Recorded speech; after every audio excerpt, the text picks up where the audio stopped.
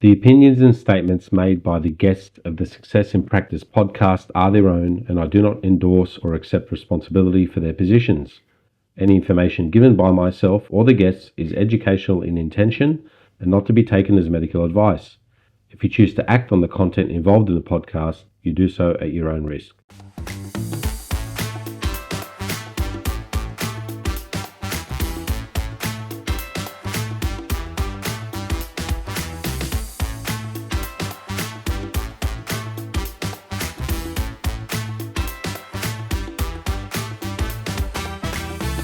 Okay, welcome back to another episode of the Success in Practice podcast. Today I'm joined by Harrison Lombe. Harry began playing tennis at the age of 4. At 11 years old, he began competing on the Australian circuit. He went to Barcelona, Spain, and trained at the Barcelona Total Tennis Academy at 15 years old. Frustrated by a lack of hours on court and quality of coaching in Australia, he went there on a full-time program. He trained under Francis Roig, I think it's pronounced. Is that right, Harry? Roig, yeah. The Spanish or the Catalan way. That's right. Yeah, Francis Roig. Some of my Catalans on that, right? He trained under Francis Roig, who was the main technical coach to Rafael Nadal.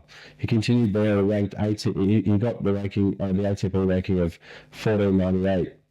He suffered an almost career-ending injury in 2013, where osteopathy really came to the rescue for him. Harrison had always seen osteopaths in Australia, and it proved very beneficial for him when he needed it the most. We'll discuss that on the episode today. Harry is now still at the Barcelona Total Tennis Academy, but as a coach. He's coaching his own tennis players there. And he joins me from Australia today, this evening, after coaching Dominic, I think it's spelled Masechuk, is that right? Masechuk, yeah, more or less. Masechuk, yeah. Dominic Masechuk, who was ranked number 24 in the world, and he also made the round of 16 at the Australian Open that just passed in January. He also coached Max Dussault at the Australian Open, who's also ranked 45 in the world. So he's doing some great things with coaching over there in Spain at the moment. His player last year won the Junior US Open boys title, so watch out for young Rafael Rodar. My Spanish is getting better.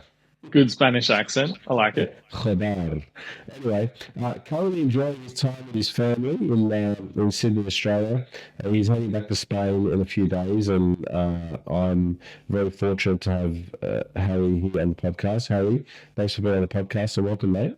Thank you very much. It's good to be here.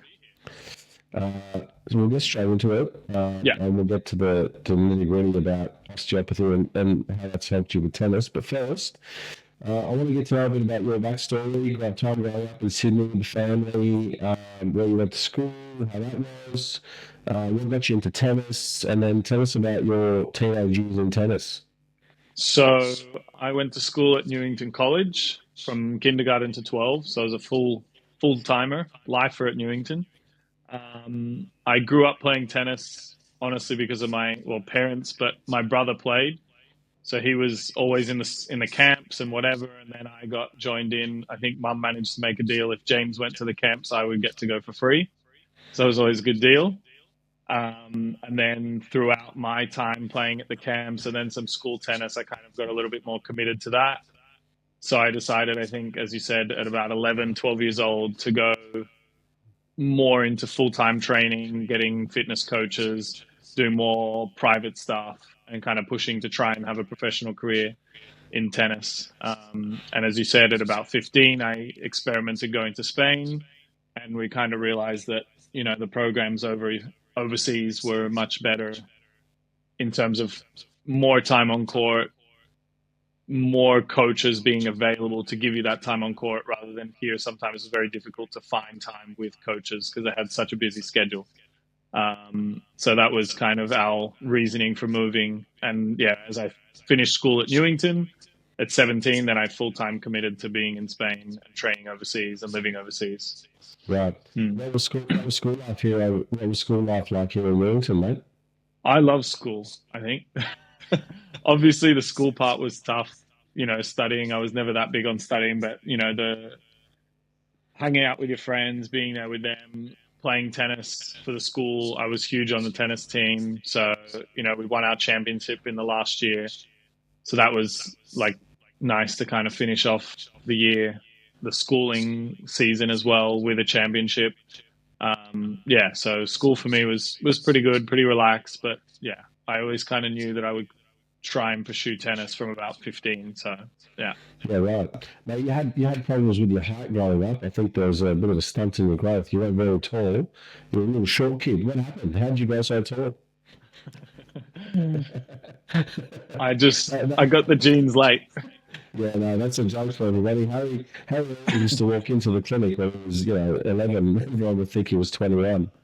So Mm, towering over us all. But that helps you out with your service game, I think. for sure, yeah. Um, yeah.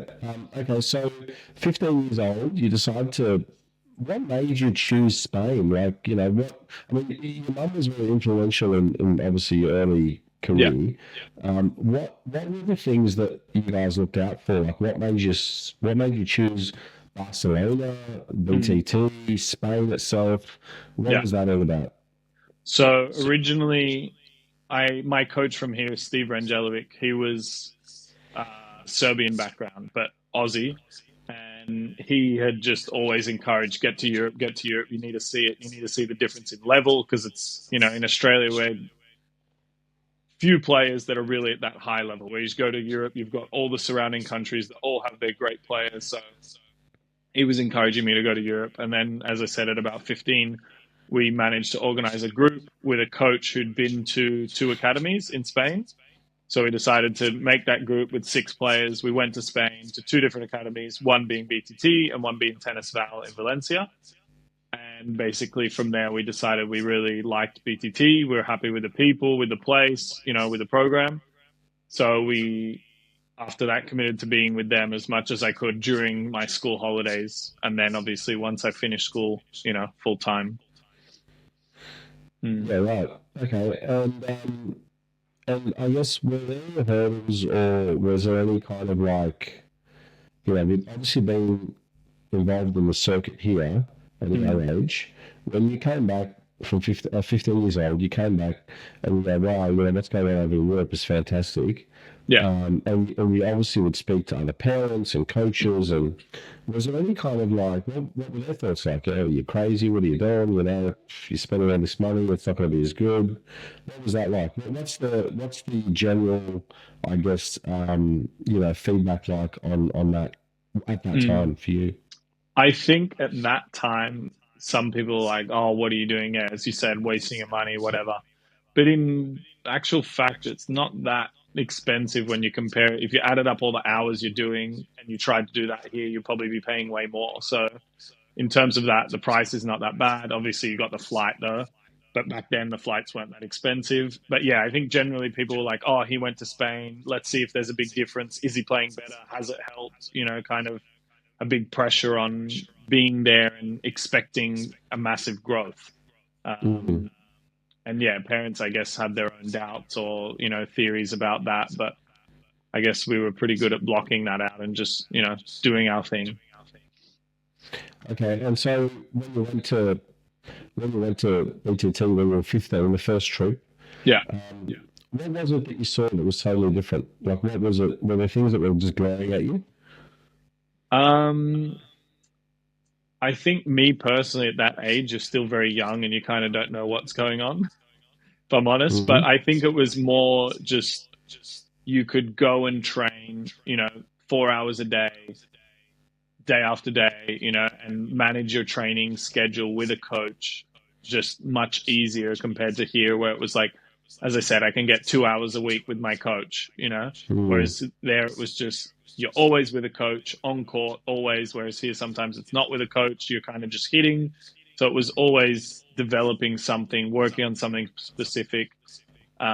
Compared to here, sometimes you just train without kind of an idea. And when you're young, I think, especially me as a coach now, I think it's so important that players know what they're doing and they're constantly trying to do something every time they work rather than just playing with no idea, because that creates that same values when they play a match that they can really have an idea what they're doing. Because a lot of players play and they really don't know what they're doing on court. So yeah, Yeah, yeah. Let me take you back to pre go to Spain.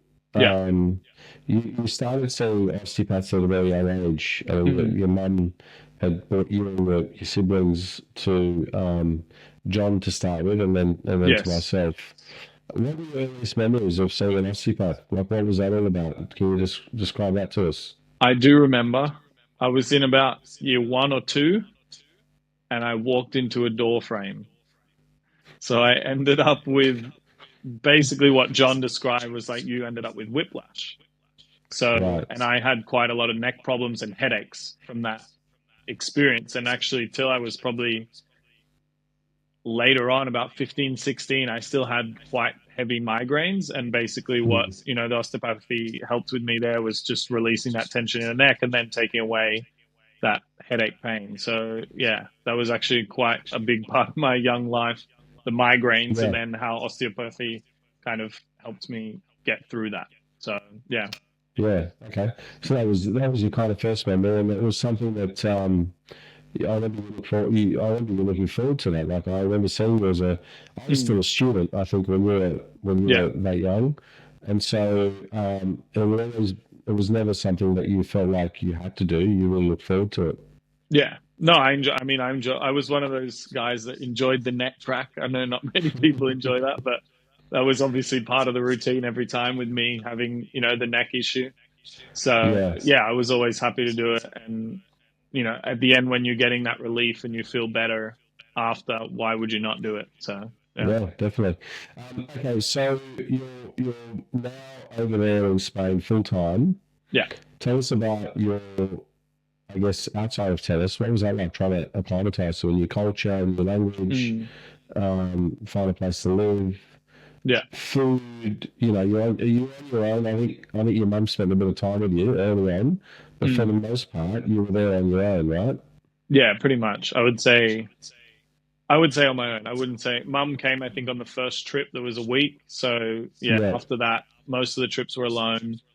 Originally, I remember the first alone trip I did, I was a little bit out of place, a little bit sad. I was 15 years old doing this trip. So that was a bit tough. But once I got into it, you made the friends and everything, it was much better.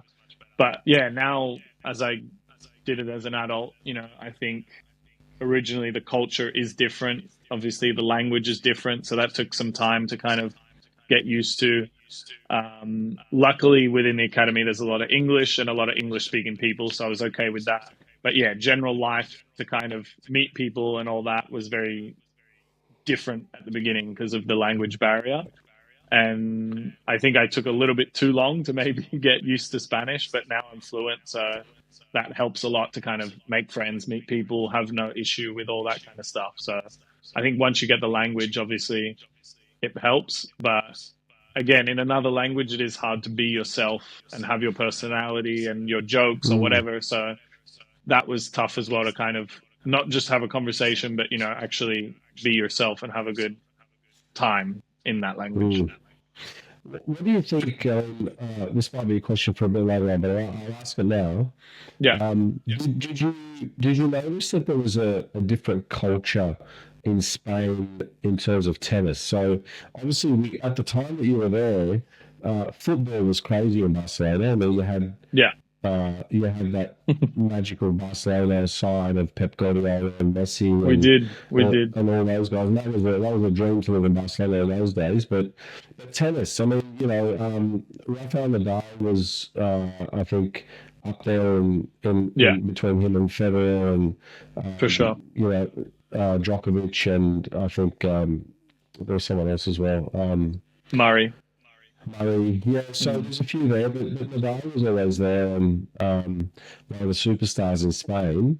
Yeah. Why do you think tennis is there a different culture around tennis in Spain as opposed to say maybe even other European countries? Why do a lot of players come to Spain to kind of learn tennis in I Mm. guess a better way? Yeah. I think one, as I said, I think the court time and just hours and hours on court is one of the things. I would then also add to that and say the clay culture, training and living on clay and just learning how to play tennis on clay because it's quite a different game. And I think adding the ability to play on clay while also then bringing it back to hard court will actually make your game a lot better on hard court. So I think that ability, even if you're not great on clay, you might learn some concepts that will help you on hard court anyway. So I think that is a huge thing, being able to train on clay. And then I think also people just see the Spanish mentality as like tough. You know, you got Rafa, you got David Ferrer at the time back then. You know, they had 14, I think, top 100 players at the time. And I think now they still probably have 10, 12. So they've always got a lot of players there. They're succeeding on the tennis courts. They're all training on clay. So they're obviously doing something well there. So I think all of that combined kind of brings people to go, well, what are they doing in Spain? And I think sometimes even I don't think the technical side is that great of the way they coach, but just getting the hours and the mentality and the clay court stuff, that I think creates tougher players and they're more disciplined. So I think, yeah, that kind of just brings out this better in the players that train there. And there's a lot of top 100 players that are training in Spain still to this day. So even non-Spanish. I mean, Alex de Minaur, he lives in Alicante and he's, you know, Australian. So Yeah. yeah. Right. I know that almost kind of football culture, there's a prevailing belief that the Spanish tend to look for the details, for the nuances in technicality in the player. Yeah. And do you think they do that with tennis? Like, do they favour that over the physical side? I mean, on the physical side, you can coach, you can train, Yeah. you know, but really understanding the game, understanding movement, understanding the psychology behind kind of getting players around the court. Yeah. It's almost something that, you know, players have a natural talent for it. Do the Spanish look for that? Are they looking for that side of things with a bit more, with a keener eye than say other parts of the world? As I just said, I think less, some coaches definitely. I mean, like my two bosses, for example, Francis, he has an amazing understanding of how to use your body most effectively to create power. And then I think Jordy on the other side, he's very technical and finds like little details in the forehand swing, in the backhand swing, you know, like where the elbow is, everything kind of on that side. So they work quite differently, but towards the same goal. But I think two different types of technique. But I would say, to be honest, I mean, tennis is a unique sport as well because technique is so unique to each person. Like Federer, Nadal, Djokovic all play completely different, and they've all won 20 plus slams, you know? So we're lucky in that, in the sport, that we can have any technique in a way, but there obviously is some right, some wrong that you can adapt, you know? And obviously certain techniques can cause injuries. So yeah, that's also something to look out for. But I wouldn't say that they're huge on perfect technique. I would say it's more that they work just hard all the time, working hard. Yeah, I wasn't really talking specifically about the actual technique of hitting the ball, but more on the technical side of the game, like, you know, the mental side of the game, Yeah. rather than the physical side of the game, but more like, you know, constructing a point, how to actually move a player around, Okay. how to understand how to use your body, how to get efficiency out of your body, the things that, like, you know, when you look at, you know, in the football sense, when you look at Iniesta dribbling, it just looks so effortless. Yeah. You know, the Spanish had a keen eye for that, I found, in football, but they have that kind of keenness in tennis in terms of looking for that kind of innate understanding of the game rather than an actual technique. That's what I meant by that question. Okay. Yeah. So as I said there, Francis is huge on that. I think maximizing body movement to create power. And that's kind of one concept we work with a lot within our academy. So I think, yes, but I think it depends who. I don't think all people are doing that as well. I think his way of doing that is quite unique. And I think that's why also I like being with him and working with him, because it's a different way to what I kind of was brought up with. Okay. So I really like that. And then I think yes, they are very big on how to win points and how to build. And I think that clay court tennis tactic of how to break somebody down, how to, make them suffer, because you can't win the point that quick on clay. So it's really building your patterns, staying disciplined, not overhitting, and really working points to your Mm, advantage of your weapons. So yeah, in that sense, tactically, I would say they're very big on that. right. Okay. Take us back to when you were playing there. Um, from on the physical side of things, what Yeah. were some of the things you experienced as a player in terms of physical development over in Spain? Like, whether it be outside of actual tennis, outside of hitting the ball, Yeah. your gym work, your recovery, your diet, your psychology. Tell us about tell us about some of those things and how you were encouraged in those fields. Yeah, so I'd say fitness for me was a big change because I was used to maybe doing 2 hours of specific fitness maybe a week, and now all of a sudden I'm doing upwards of 15 hours in the gym. Obviously, some was preventative injury work, normally in the afternoon, about 45 minutes of that. And then in the morning would either be gym routines or running or footwork. So that was a big change for me. Um, I think I potentially might have needed more of that because I didn't probably gain enough weight. And I think that might have been why maybe some injuries happened on my side because I was just very, very skinny. Um, but again, I think those programs were beneficial for me. Just maybe sometimes could have been more around my personal development, my what I needed a little bit more, which I think we worked on a little bit for a while to have some specific programs for me. Yeah. Um, so in that sense, it was good, but yeah, sometimes obviously it can always be better. Um, and then diet, they weren't too big on. Right. We weren't massive on, which is at one point when I was playing, we did organize to meet a dietitian to kind of fix my diet as a player. Um, but it wasn't anything too crazy. It was kind of get your carbs, get your protein, get your veg, and that was pretty much it. Try and get that each meal because I did struggle kind of eating a lot. I'm not like a Mm, huge eater. I can have kind of 5 meals a day, but I wasn't, great at having a huge meal. So we worked on that a little bit more, kind of make each meal count better. Um, and psychology, I had a psychologist for maybe 2 or 3 years in the academy. We had one lady that I worked with a lot, and I think personally I learned a lot from her, and I was able to use those tactics and those mental strategies during matches. And I think that's actually a lot of the stuff that I draw on as a coach now, how to face those situations. I use a lot of those tactics that I was taught to, face those difficult moments. Also, what I would think in that moment to try and use that for the players to really face those situations better.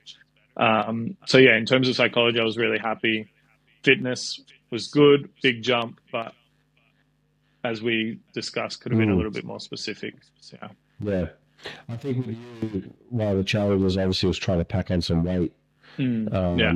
And, you know, uh, I remember we got you onto a more of a heavier program Yeah. with your weights, with your squats, with your deadlifts. Mm. And I think it made some good progress, but it's always really determined on how much you can eat, Yeah. I think that was an and issue.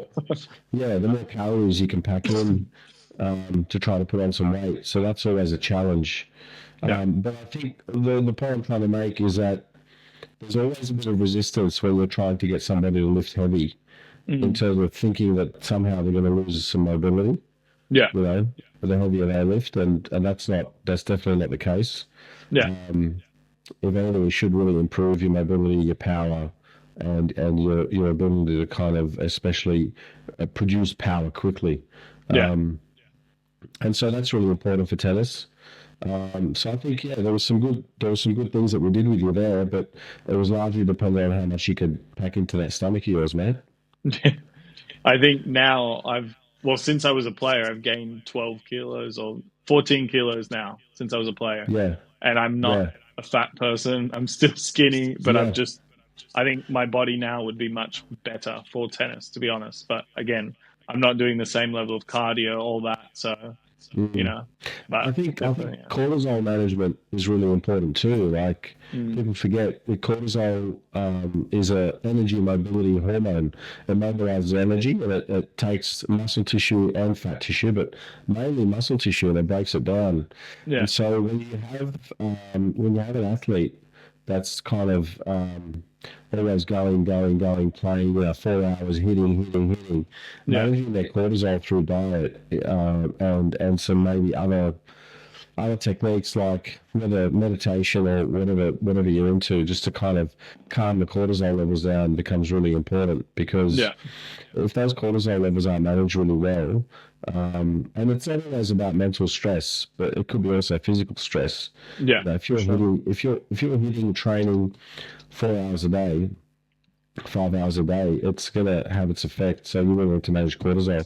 Yeah, Um, I want to ask you about your early days with some of the coaches over at BTT. yeah, Um, you worked with famously with Francis, who was the main technical coach for Rafael Nadal at the time. What was yeah. that experience like for you? Hello, everyone. I'd like to take a quick moment to thank everyone for watching and listening to the podcast. If you have received value from this episode, the kindest thing you can do for me is to like, share, follow, and subscribe to the channel on whichever platform that you are listening on.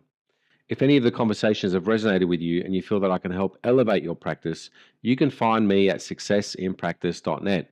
That is, the Success in Practice program can be found at successinpractice.net.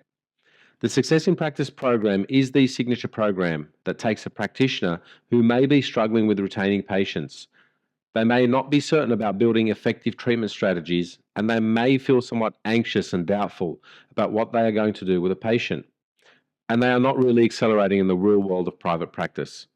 It takes this practitioner and it turns their careers right around to the point where the patients have an effective diagnosis and a real treatment plan that they can take home.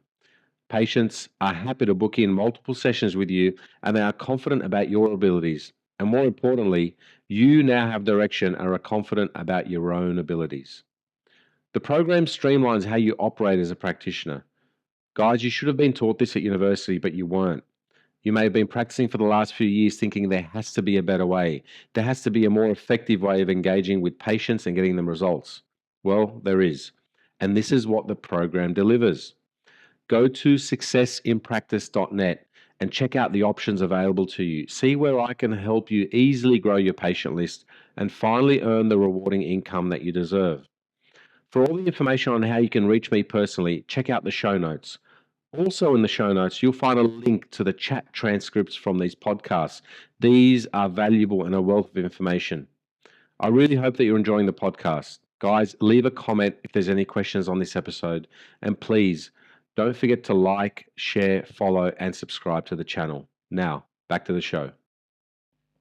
As a Was player, as a was player, yeah, was pressure a little bit, yeah. knowing that you're working with him. But I think also it was a privilege, to be able to work with somebody that had been on, well, that was literally between Rafa, he'd be there with him, and then he'd travel and he'd be with me. So, being on court with somebody like that and learning from him, that's stuff that you can, it's just stuff that you always take with you forever. So having those moments with him, sharing moments, after he would come back from being with him at French Open, winning the title, and then next day he'd be on court with me, So I think being able to be coached by him and be mentored by him, even to this day as a coach, but yeah, obviously as a player, he has a way of looking at the sport, as I said, a little bit differently. He maximizes that body power, how you move to make it easier rather than stress, to feel that you have more time. So just for me, it was a very different way of looking at the sport and kind of a calm way. But at the same time, it's very difficult sometimes to apply in a match because matches are high intensity. There's a lot of pressure, and it's hard to obviously keep that very low calm or high calmness, Mm. in a high pressure situation. So, but yeah, I think stuff that I learned with him, I teach to this day. So yeah, it was really a great experience to be, under him and just learn. What was his communication style like? Like, how did he how was he able to effectively communicate what he wanted from you? What do you think was the way that he did that? Um, he was big on, he would talk, but he was huge on demonstrating. So he would always show the shot exactly. He was quite a good player as well. He was 60 in the world and top 20 in doubles. So he obviously has a good level, but he was huge on acting it out, showing how exactly the body should move through the shot, slow and then fast, and making you act it out. And then obviously, through talking and all that. So yeah, but a lot of demonstrating. He was huge on showing you exactly what he wants your body to do. Yeah, okay. All right. I want to take you back a little bit now that we're kind of in that space.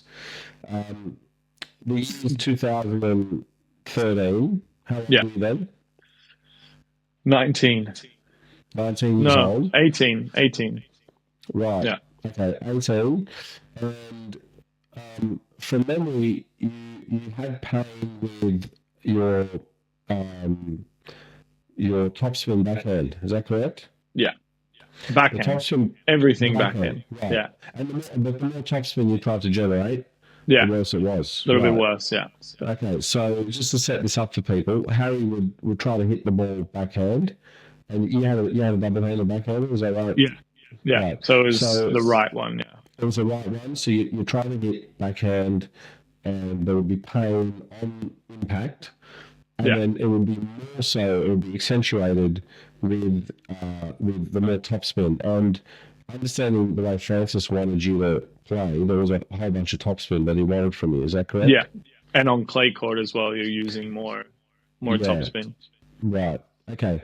So you're 19. Where are you at this point in your career? Like, where are you ranked? What's happening? How are things shuffling forward then?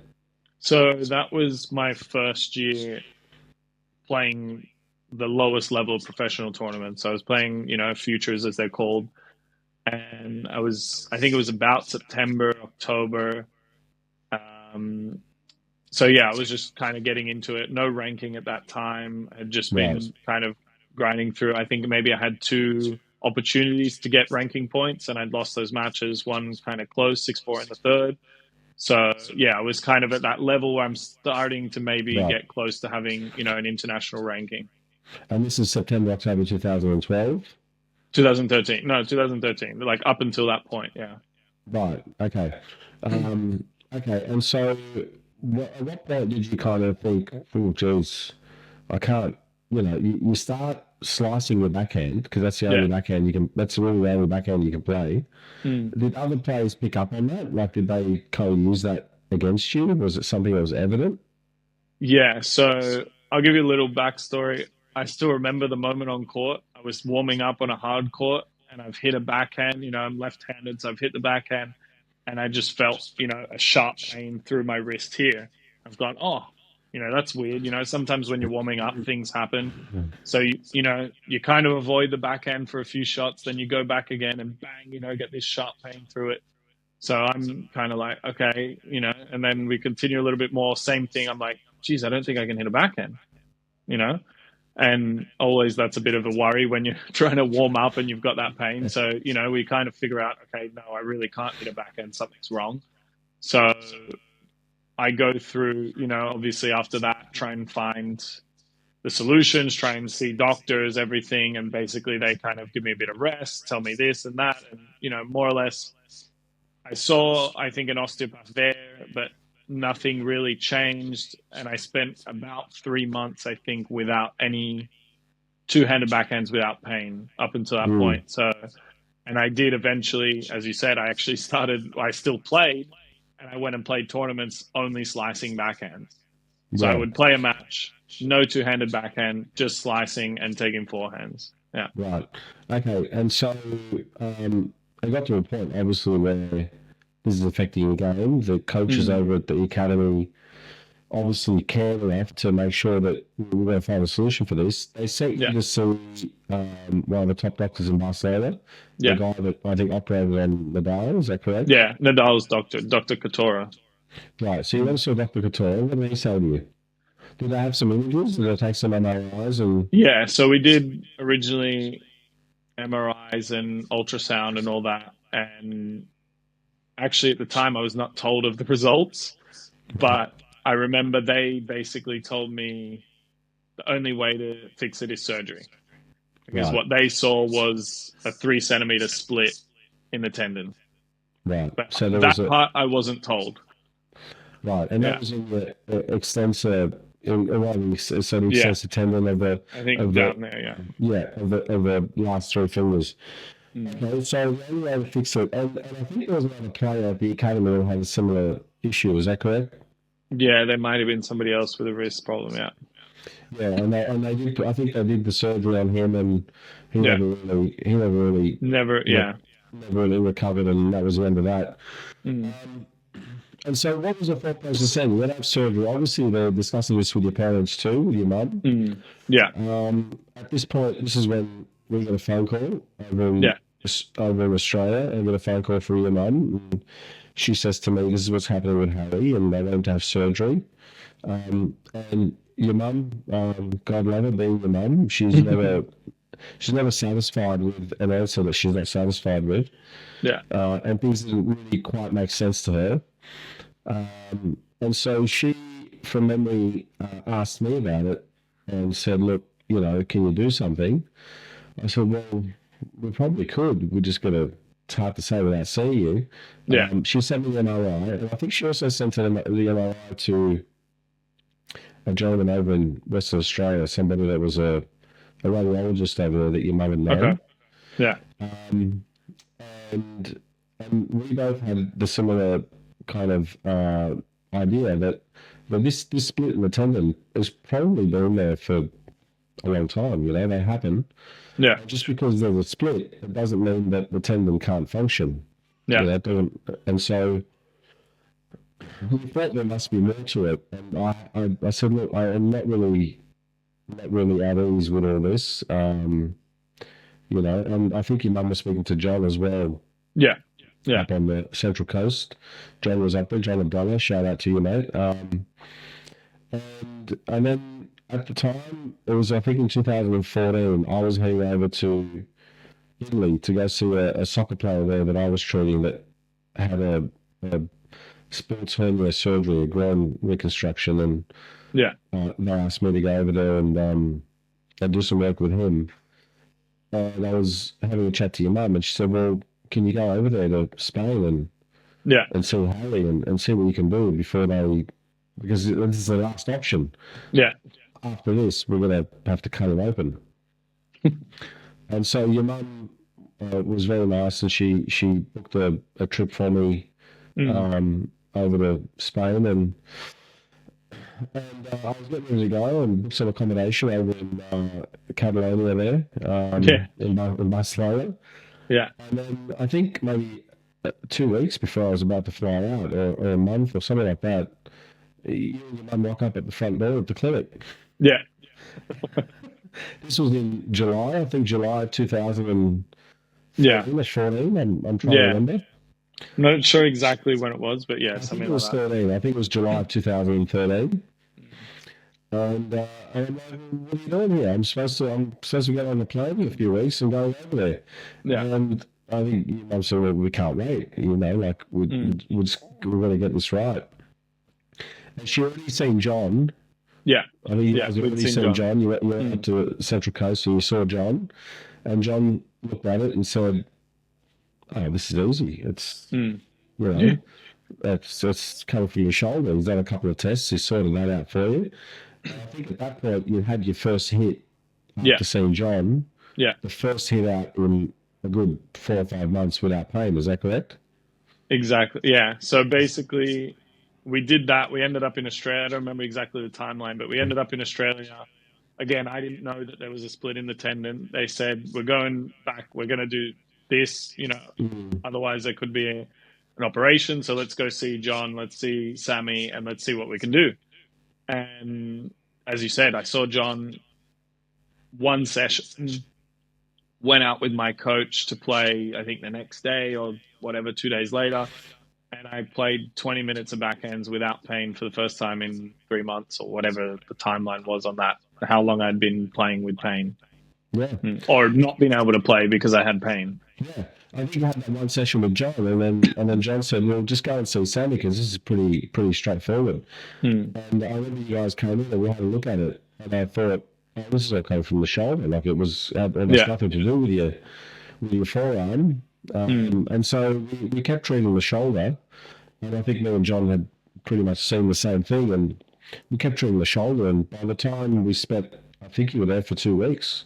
Yeah, it was about 2-3 weeks. Two Yeah. or 3 weeks you were there. We Mm. used some K-tape to kind of tape up your wrist in a certain Yeah. fashion to Yeah. give you some assistance with the backhand topspin, Yeah. just to take a bit of pressure off that and to give that a bit of a rest. But somehow you decided that was going to be your look for the next 5 years. and, Pretty and much. and kept wearing the K-tape on your wrist. Yeah. But yeah, that was odd because it was such a quite an easy strain to pick out. Yeah. And so we picked it out and we treated you and we went back to Spain. And then what happened there? So tell us about the reaction. When we went back to Spain and just did a couple of backhanders and no pain, what was that like? So yeah, obviously fixed it basically. So to cut you off, but the doctor that you were, Dr. Couture, Yeah. I mean, over there it's like, oh, hi, Dr. Couture, like, he was the guy that knew Yeah. everything about everything. What was the reaction like when you went there? So no, sort of that, no problem. Yeah. So I didn't go and brag to him that I'd fixed it, but No, the tennis people but into it. yeah. So they were just, all impressed because they, obviously heard surgery is the only option. And there is a bit of word that he does like doing surgeries. So sometimes he pushes surgery quite early. But yeah, they were, stunned that I was able to come back 3 weeks later and hit backhands and train normal, just, with a bit of tape on. So yeah, I remember, as you guys said at the time, it was, there's obviously the split in the tendon, but if we take the pressure off the wrist, you're not going to feel any pain. And that, you released everything around the shoulder, as you said, and I was, fine. So yeah, they were just, I guess, happy, but a bit stunned. The biggest finding with that was that there was such a huge external rotation through your upper arm. Your whole upper arm was kind of like just shifted outwards. Yeah. And so you had to really, to get the top spin Yeah. on that, you had to really fight hard with your forearm to counterbalance what was going on. And so once we worked on that capsule, on that shoulder capsule, and everything kind of freed up, it was it kind of, the whole change just melted. Yeah, I've never had pain again. There were days where maybe I had doubts a little bit in certain moments where I wasn't quite sure, which again is probably normal, after having a lot of injuries in my time. It's normal that your brain kind of feeds a little bit extra of doubt into the wrist. But yeah, I was always fine. And now, actually, to give you an update, I do not use K-tape anymore. I've moved away. I'd said stuff it one day and I just hit without it. It took me a while to actually feel confident, to be honest, behind the wrist. I remember you'd come back every year for Christmas and you'd come in and I'd say, well, you've got to take the K-tape off. No, we needed 10 boxes, Sammy. Yeah, I know. Your mum would call me up and say, look, I need 10 boxes of K-tape. Yeah. Right. So you spend 3 weeks here, you see John for one session, I take over, we do the rest of the treatment, you get better. I've still got to go to Spain. I've still got to go to Spain because I've got this accommodation book. Yeah. We've discussed with the academy that I'm coming over. Yeah. And so that was an experience for me. I get over there. Yeah. And we go up to it's in the mountain over in Catalonia. Yeah.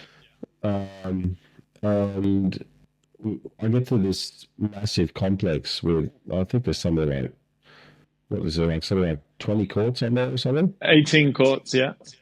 18 About courts. 16 paddle courts, swimming pool, gymnasium. gym, yeah. Restaurant. And I think a restaurant now, I think there was I remember being in the area where you guys would eat your food and all that kind of stuff too, cafeteria. Yeah. And also you had a couple of synthetic soccer fields at the time there too.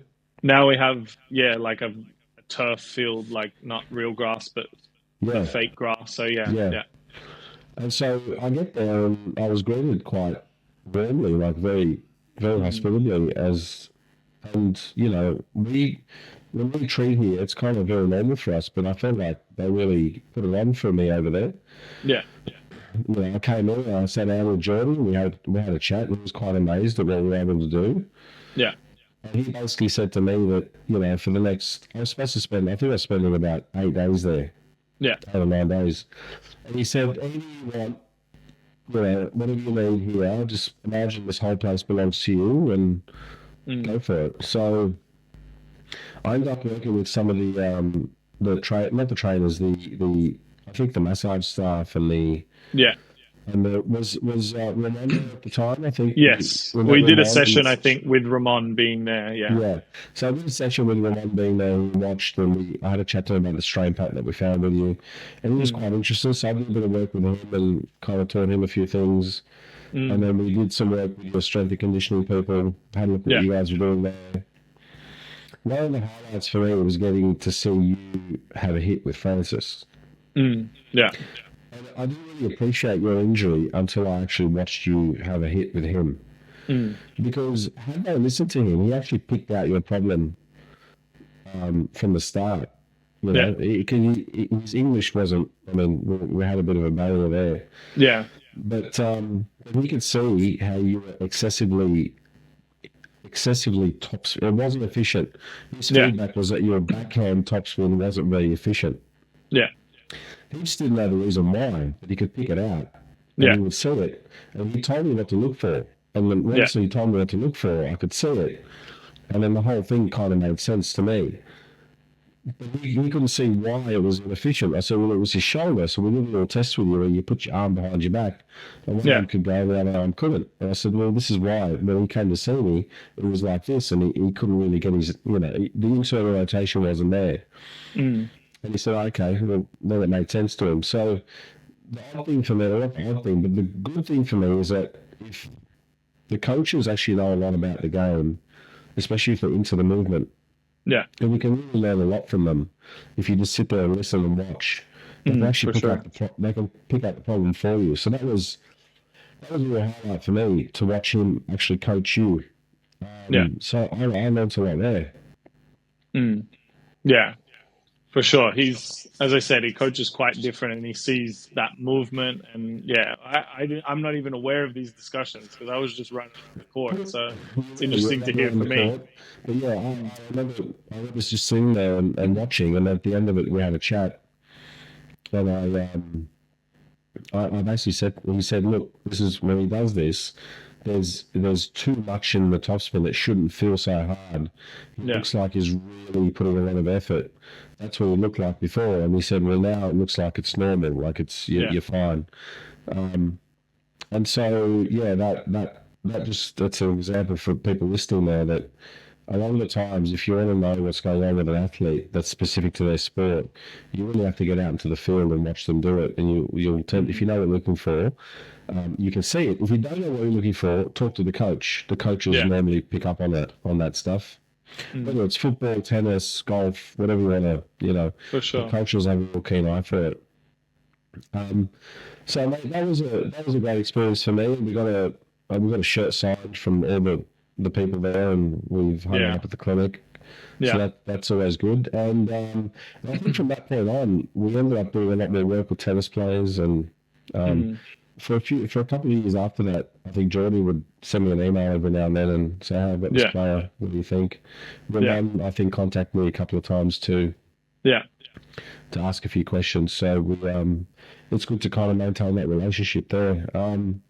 So for you, moving forward, once you got through that injury, you kept playing, you know, one thing obviously led to another. That for whatever reason, obviously you get to a certain age where you decide this is either I'm going to make it or I'm not. What was that time like for you? When did that happen?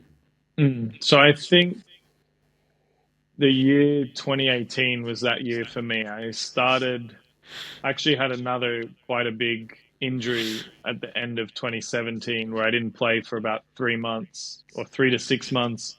where they basically said I potentially had a fracture, or not a fracture in my back, but if I continue, I would end up with a fracture. So I had to treat it as a fracture.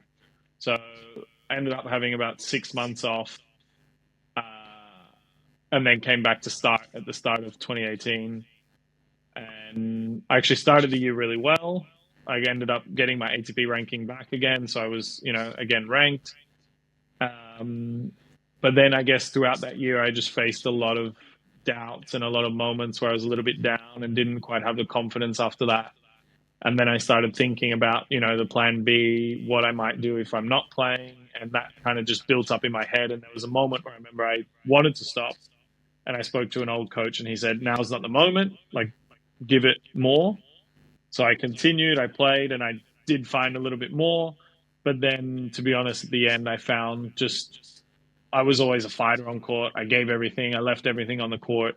And I found one match where I just felt like I couldn't give, that fight. And I was like, if I'm not able to fight, then that's kind of me out, like it's got to be there. If I'm not able to give 100% on that mental fight, then, something's off. So I think that was in my head. So, I thought about it, and then I was considering, plan B, what I would do after that, which was, coaching. And yeah, it was kind of just felt right in that moment to stop. And yeah, I was happy to stop at that moment. And what made you kind of go, I want to coach, but I want to coach here, as opposed to coming back to Australian coaching? So I think my goals as a coach, right from the beginning, I said to my bosses, I said, when I told them I'm not going to play anymore and I want to be part of the coaching team, I said to them, look, I want to be part of the ITF coach. I want to be the ITF coach, like head coach, and run that kind of junior boys or girls side. Just tell me what ITF stands for, just so they don't know. What is International Tennis Federation. Right. Okay. Which is, the tournaments are basically, some are ATP and some are ITF. And ATP is like the men's, WTA is the women's, and then ITF's juniors, then the lowest level of male and female professional. And then I think the Grand Slams are also under ITF as well. Right. So that's just kind of the organization. So it's the organization that looks after the youth tennis. Yeah. More so programs. the youth. Yeah. Right. Okay. Yeah. So, yeah, I said, I want to be that coach. And then I think I had 1 week off in Ibiza. So I took a week holiday, and then I started. Good place to go for a week off. Exactly. So I started the next week, and then just kind of pursued that goal, which right now is kind of where I am. So, So why do you think they said, yes, Harry, what qualities did you possess that they? Well, I'm sure there's a whole bunch of players that go through BTT. Yeah. There's more that don't make it than make it, right? For sure. Right. It's hard. That's just mathematics and numbers. And so I'm sure a lot of those players, you wouldn't be the first to say I want to coach. Yeah. And if they took all of them on, they wouldn't have any space. So why did they say yes to you? Hello, everyone. Just a quick break to give you some information on where to best find me. The first place is the private Facebook group called the Successful Practitioner Pathway. I've set up this private group as a place where practitioners can go and get tips and advice on how to best accelerate their practice and improve their clinical practice skills. The second place to find me is at successinpractice.net. That is where the Success in Practice signature program is housed. You can find more information about me and how I can best help you achieve success in your practice. So the two best places, the private Facebook group, the Successful Practitioner Pathway, and successinpractice.net. I will link to both those places in the show notes. So for more information, please see the show notes. Now, enjoy, and back to the show. I think they know me for a long time. Obviously, they've known me. They know my family. They know where I come from. So I think there was a general respect behind who I was, how hard I worked, my personality. I think I'm a nice guy. So I think they respected that. They knew I was hardworking, which obviously as a coach is quite important, because I think in my personal experience, there's a lot of coaches out there that are not really pushing for more. They're just happy at that base level. So I think they respected me in all those reasons. But then they also said, look, you're not going to start in the academy. You're going to start with the school kids. You're going to start at the bottom. And when you're ready and when we have space, we'll take you on in the academy. So originally I literally started from the bottom and just had to kind of work my way through. Right. Okay. What was your transition like from saying being a coach to school kids to being a coach to more serious tennis players?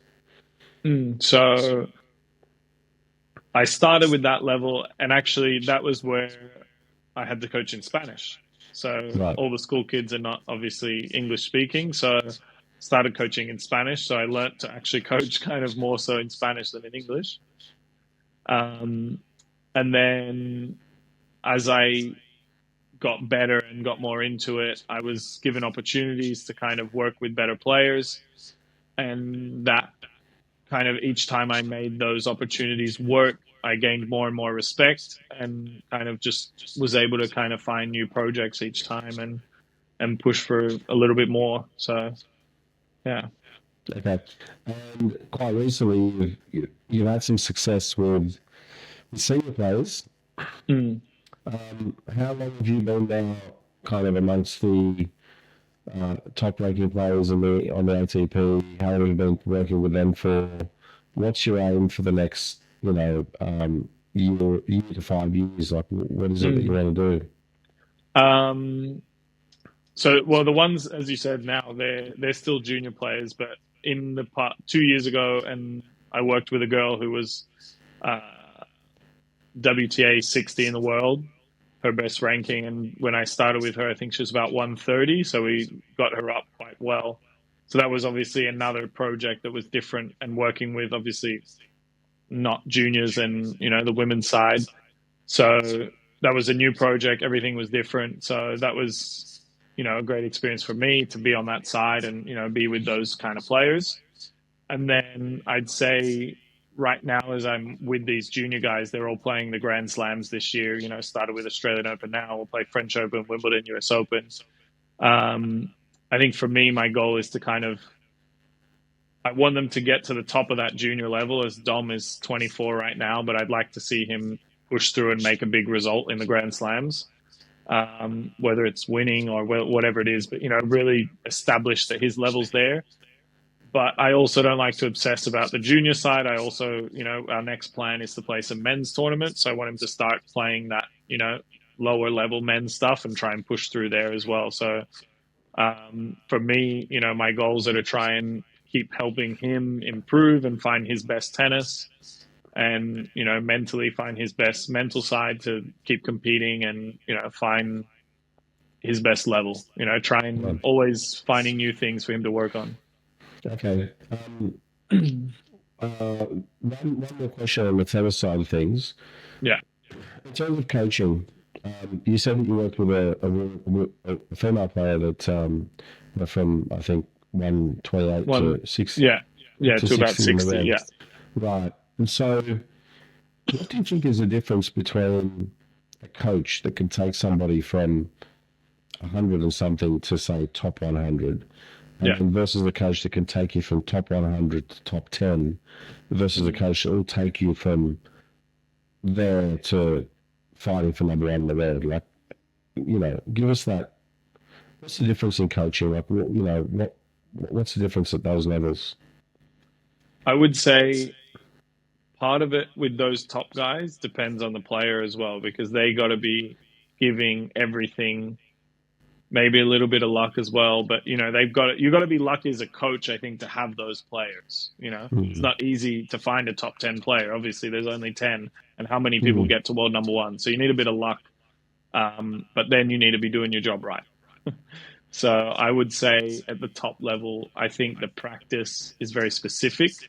I think every time you're on court, you're not just hitting balls with no sense. You're always doing exercises and things that are specific to the player, which I think through my experience when I played, there were moments where I didn't feel like I knew what I was doing.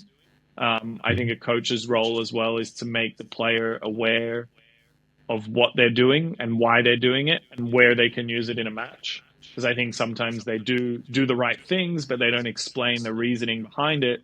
And I think players, you almost have to treat them as a little bit dumb because they're not aware. They'll just do what you tell you. They're like robots. So I think it's important to make them aware exactly why they're doing something and what they're going to use it for in a match, because I think that makes the match play level rise, because you have done it in practice and you can just put it into play in a match. So yeah, I think that's huge. And then I would say the mental side. I think mental preparation before matches, during matches, now that you can coach, I think that's huge. I think one of the things that I always kind of implement in my players, is the one that believes more is the one that's going to win.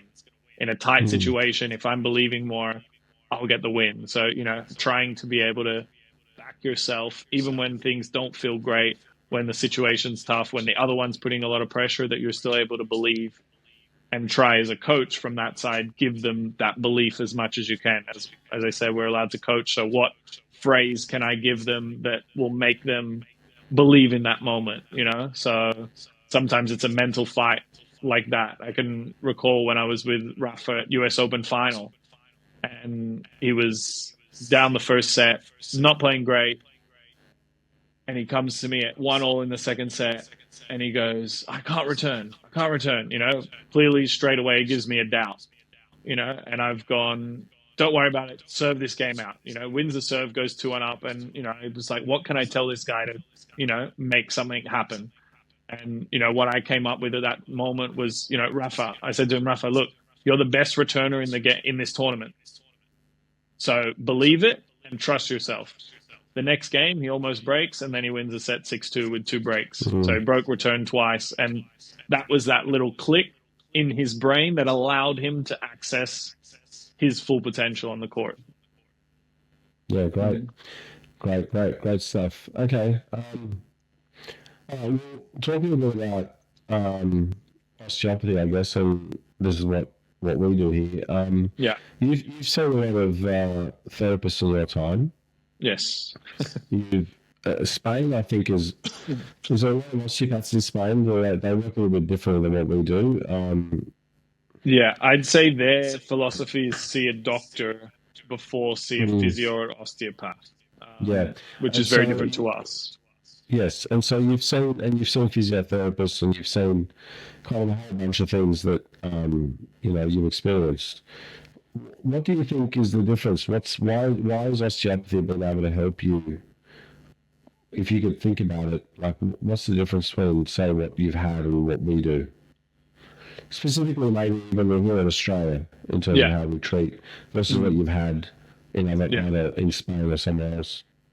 I think with you guys, obviously through you more over the last years, and when I played more, I think for me, it was like somebody who you could go to, they could diagnose what's wrong, like an injury, whatever, you could feel it, you could tell me what it was. Whereas compared to Spain, it's like, you need to go see a doctor, they need to do an MRI, that all takes time. I could just see, you could tell me what it was, and not only that, then you could actually treat it and tell me, hey, you need this much time to recover, it's getting better, this is where we're at. Each time it's very personal, and the process of recovery was just much easier as a player, I think, to kind of follow. Whereas in Spain, it's a little bit more vague. You see the doctor, they give you this, go do an MRI, then you wait for the results, then they look at the MRI and they go, it might be this. So take this time off because that's what the book says. It's not like 100% specific. Like you would tell me you got a level 2 tear, or you got a, whatever it is. So you could tell us straight away kind of that diagnosis. There was no need for the doctor side. So, for me, I much prefer that. That was much easier. You could manage the injury more. I could see you could work through it. You could give me a plan if I needed to, play, or if I had to stop or just do fitness. So it was just, in that sense, like for me, much more convenient and just a better process. And, we obviously trusted you guys that you knew what you were doing, and the results always showed. And so did you care more about, obviously, I know you care about the result, but I had this conversation with one of our students earlier, and there are obviously many clinics that package up a really good service. Yeah. That's we like to do that, but I think you need to be results focused, Yeah. and that's really the big one for especially athletes. Yeah. You know, when athletes are looking back to get on the park and they don't care, a lot, but like about I don't know, a cup of coffee or having a nice packaged up, we're gonna do this and do that and do lots of massage and do this and they want to get right and get back out on the court. Let me play. Let me play, right? Let me play. And so they very rarely even want to be educated. There's this big thing now about patient education. We have to educate the patient. Yeah. Patients don't want to be educated. They just want you to do your job, get it out of the way, so that they can get back out on the court. Yeah. And so a lot of people glamorize sports medicine as being, some kind of really glamorous thing where the therapist gets to run out in the field with the trophy at the end of the year, or the guy's going to run out into the tennis court and lift up the cup with the player. It's not like that. It's very results focused, and it should be results focused. It's about the player. It's not about what you do so much. And so that's one thing that I've always kept in mind, is to make sure that we just get to the bottom of whatever we need to get to as quickly as possible. But also, you got to keep the patient's or the athlete's best interest at heart, and you can't just get them back out on the park because they want to be back out on the park. Very true. The worst thing you could do was to tell someone, go and have a hit, and then they go and have a hit, and the pain's still there. They'll just lose confidence because they build themselves up so much that they trust you so much. If you tell them to go and have a hit, and they go and have a hit, and the pain's still there, they just, all that's gone. I think that was one of my issues when I was younger. I think Mum pushed so much for me to play after you guys are like, oh, it's good. And she'd get me on court every time the same day after a treatment. And then what we kind of learned, and I even pushed so much more, was like, if I'm treated, let it work. And then, maybe the next day, or even leave that day and then go back, because you need the body to kind of react to that treatment and really get the full benefit. But if you go straight away, it was almost like, your body's a little bit weak, you could say, that needs that time for it to act. Yeah, there's that stress recovery adaptation cycle that needs to happen. When we treat you, we're applying the stress to your body. You got to give the body time to recover from that, And that usually requires 24 to 48 hours if it's done properly. And so, definitely, that's you on the money there. All right, well, Harry, mate, I want to thank you for joining us tonight. I know you're flying back later on this week, and I tend to see you over Christmas most years. So see you for a while, but I'll let you know when this episode airs. And everyone, thanks to Harry for joining me. Harry, stay around with me. Everyone else, have a good evening, and I'll catch you on the next episode. Thanks, Sammy.